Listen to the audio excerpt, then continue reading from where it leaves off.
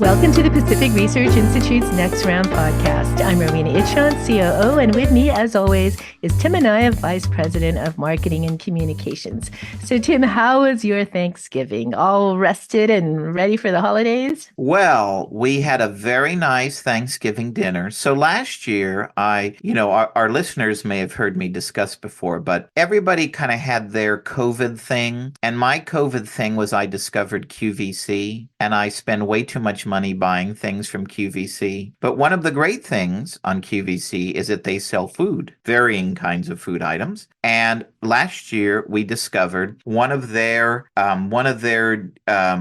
people that they deal with is Corky's Barbecue from Memphis. And I've actually been there when I've been in Memphis. It's a terrific barbecue restaurant. And you can buy ribs and all these things. Well, every year they sell Thanksgiving dinner as well that you can buy. So last year we tried it and it was terrific. So I bought it again this year for Thanksgiving. So we had a terrific roasted turkey breast. I think it was 5 pounds, which for us, we just have a few people for Thanksgiving dinner. You know, it's the perfect size. And then you get 4 side dishes. So we had a cornbread dressing and a sweet potatoes, and they all bake together for 375 degrees for an hour. And it all comes out ready to go. And then the same deal, it has 2 other side dishes and you get ham as well. So that will be Christmas dinner. So the dinner was terrific. And then this year, I got a request from my mom to make a pumpkin chiffon pie, which I never made before. So I tried that, and that is also terrific and very easy to make. And it was delicious. And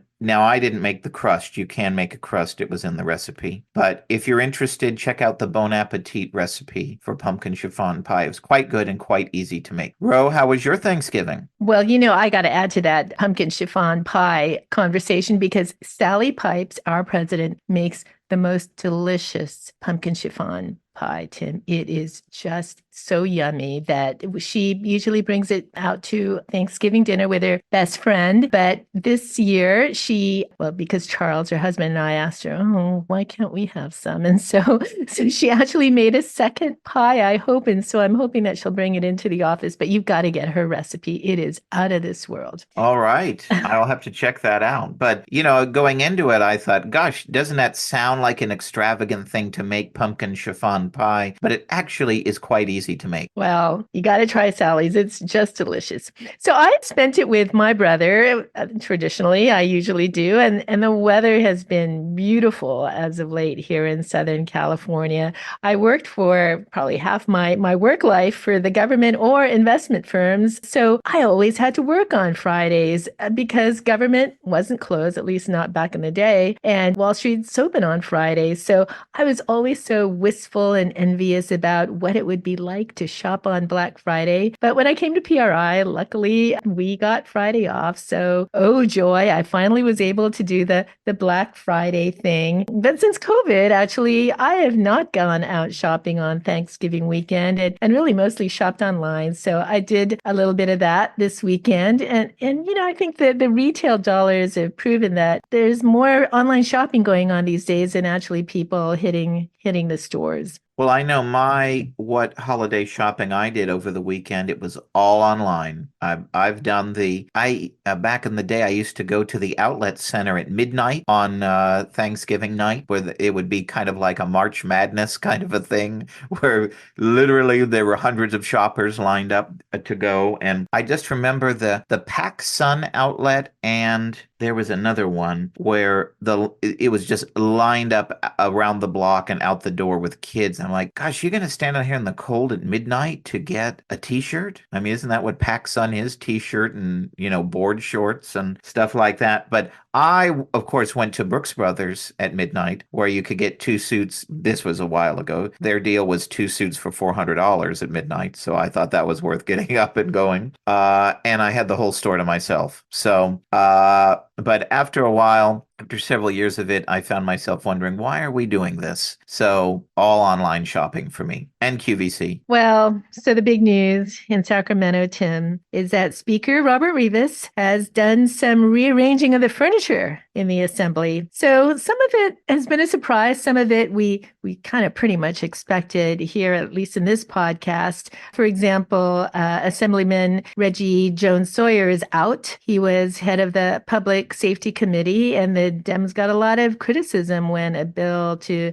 increase penalties for child sex trafficking stalled in committee. Even Governor Newsom had to step in on that one. Increase in crime is a top issue for Californians, and there's a sense that public officials are sweeping this under the table. So Speaker Rivas replaced Jones Sawyer with Kevin McCarthy, not to be confused with Kevin McCarthy. So Tim, you've been following some other changes. Well, first, I would say that I don't know that that's much of an improvement to have Kevin McCarthy as chair of the Public Safety Committee, as he's a pretty far left guy on public safety issues. But he's also running for mayor of Sacramento, so he probably can't afford to go too crazy in his new perch. The other kind of interesting news is kind of his top lieutenant, Mr. Rivas's top lieutenant, Isaac Bryan from Los Angeles, who had been appointed as the Assembly Majority Leader, has been unceremoniously ousted as Majority Leader. And our listeners may remember, there was the formation of the EPIC, or End Poverty in California caucus earlier this year. And Isaac Bryan was certainly behind that. And, that effort, of course, working with former Stockton Mayor Michael Tubbs. And so the behind the scenes gossip on this is that, Bryan was really more promoting himself rather than being a good team player. There was one, now it's debatable whether he said this or not, but certainly if he didn't use these exact words, he has certainly spoken in this spirit, allegedly, in various meetings, but that he reportedly said at an event that he was going to be a speaker. He was the speaker for Los Angeles. Well, there's only one speaker at a time, and it's not him. So now it's debatable. There's been some back and forth whether he actually said that. But whether he did or not, you can't have a guy out there promoting himself rather than your leadership team. So he did get a consolation prize becoming chair of the Assembly Natural Resources Committee, but that's a big step down. Even though there are a lot of important bills that go through the Natural Resources Committee, that's a big step down versus being the Assembly Majority Leader. So we'll see, are there any ramifications from this leadership change? Mr. Bryan is already telling people, well, that means there be no prominent African American Democrat in the Assembly Democratic leadership. So we'll see what happens when they come back in January, if there's any lingering hurt feelings from that. The other interesting thing, as has been noted, was that people who are promoting housing reform, the YIMBY movement, did very well in the committee changes. Buffy Wicks, who's pro-housing, who was chair of the Housing Committee, was promoted to the Assembly Appropriations Committee, which is often a place where bills go to die. And then Chris Ward, assembly member from San Diego, was appointed to take her spot as chair of the Housing Committee. And he's also a pro-housing legislator as well. So all seeming like it will be good for streamlining the construction of new housing, and in particular, quote unquote, affordable housing. Thanks, Tim. I'm very heartened by more pro-housing assembly members being elevated to leadership positions. I hope that Sacramento is finally waking up to the fact that Californians are starting to believe that they have a do-nothing, out-of-touch government only fixated on climate change. So, the big three, big four, well, really big five, we've got so many problems: crime, homelessness, housing, a high cost of living in the state, the bottom of so many education measures. It's really getting harder for California's elected leaders to gloss over all these issues. Nice weather and beautiful sunsets and sunrises can only do so much for families. That's right. And, there's a lot of debate over these housing measures too, but we still have record housing prices, and we're not, and obviously it confounds our homeless problem as well. But we're still not building housing in the numbers we need to meet our state housing goals. So, hopefully these folks will do what our Chris Carr suggested, and let's, fully reform CEQA and have the broader reforms that we know are needed to streamline the construction of housing and other state priorities. But certainly these folks are moving in the right direction. Another thing, Tim, I'm really looking forward to, I know you are, is this upcoming debate between Ron DeSantis and the governor. It's going to be some feat for the governor to explain his record versus Ron DeSantis. Florida crushes California in so many measures, definitely all of the above that we talked about. And they have nice beaches and sunsets and sunrises too. But the governor does have an impressive silver tongue. So I'm really looking forward to the debate. Yeah, I would put my money actually on Newsom to win the debate. Not on policy, certainly, but as far as debating style, as one who can filibuster, as one who can talk out of both sides of his mouth and have something to say for any audience, I'd put my money on Newsom. This is a man who, when he was mayor of San Francisco, had a State of the City address. I believe it was somewhere on the order of 6, 7, or 8 hours, in the range of the speeches Fidel Castro used to give. This is a man who can talk, and he has a lot in the back of his mind that he can always call upon, whatever the issue is. Governor DeSantis better be prepared because, Newsom is coming in for the kill, and I think that he will be a very formidable opponent for DeSantis. Well, there's also been a lot of discussion about whether this is a smart thing for the governors to have at it. I think it's a brilliant win-win personally. For DeSantis, he needs to make some bold moves in order to climb in the polls. This is another opportunity to tout his record in Florida compared to California and be on a one-on-one debate versus in a forum of half a dozen or so GOP presidential candidates who largely believe in the same things and have very few differences in policy. And for the governor, Governor Newsom, it gives him a forum once again to elevate himself nationally, the stealth presidential candidate. And it's also great fun for us. That's right. And, we will see too, how Sean Hannity does as a debate moderator. I don't believe he has had to do that before. Apparently it's going to be, it will be in Georgia, but there won't be an audience. So I don't know if that plays to one person's advantage or the other. But you're right. It's rare that we have non-presidential candidates debating. I mean, the last one I remember was when Al Gore and Ross Perot debated NAFTA, which was a rare occasion where most free marketers were on Al Gore's side. So it certainly will be a pop the popcorn evening to watch this debate. So listeners, this podcast is going to be our traditional book recommendation podcast for your Christmas list. So we've got the staff recommending all kinds of fun books, and it's going to be lighthearted and an easy listen. So we hope you'll enjoy it. So this is the week when everyone's doing their holiday shopping, and I know I always need ideas, and especially for those that are hard to shop for on my list. So we're hopeful you will get some good ideas here from our book recommendations. Thanks everyone for listening.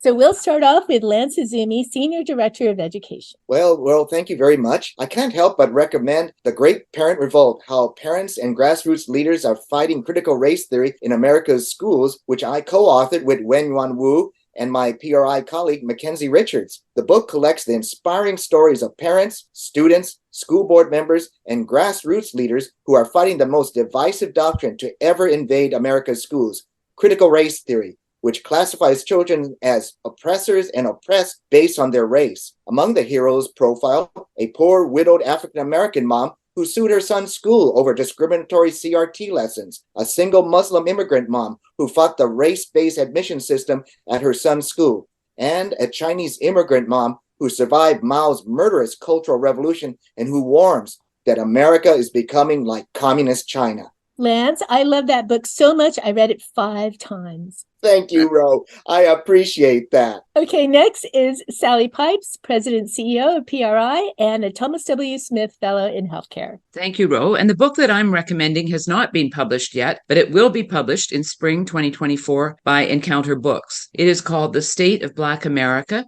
2024, edited by Marty Dannenfelser of the Center for Urban Renewal and Education, called CURE, and it's a series of essays by policy researchers on the state of Blacks in America. My essay, The State of Black Healthcare in America, focuses on the discrepancies between Blacks and whites on access to care, longevity, and income differentials. The gap between Blacks and Americans of other races on health measures remains wide. Black Americans fare far worse than their peers. I offer common sense, market-based solutions that will benefit Americans of all races and Black Americans in particular. Thank you, Sally. Thank you, Sally. Next up is Mackenzie Richards, who is our Research Policy Fellow. Hi, Rowena. I'd like to recommend the excellent biography, Bibi, My Story, which grants compelling insight into Israel's recent history as experienced through the life of Benjamin Bibi Netanyahu, filled with poignant personal anecdotes, touching sacrifice made for his country, and fascinating firsthand accounts of U.S. diplomatic relations. Netanyahu's life story personalizes what's at stake in the raging Israel-Hamas war. Mackenzie, I have that book too. So I'm going to go next, and my selection, like some of our other colleagues, well, it's a bit of shameless self-promotion, as it's a book that I helped to edit, and it's called Negotiation Made Simple by John Lowry. And John Lowry is a longtime friend of mine. His wife, Melissa, used to work for me in the legislature, and he just published his first book, which gives you a lot of useful tips and teaches you the strategy to negotiate anything in order to maximize your advantage. John is an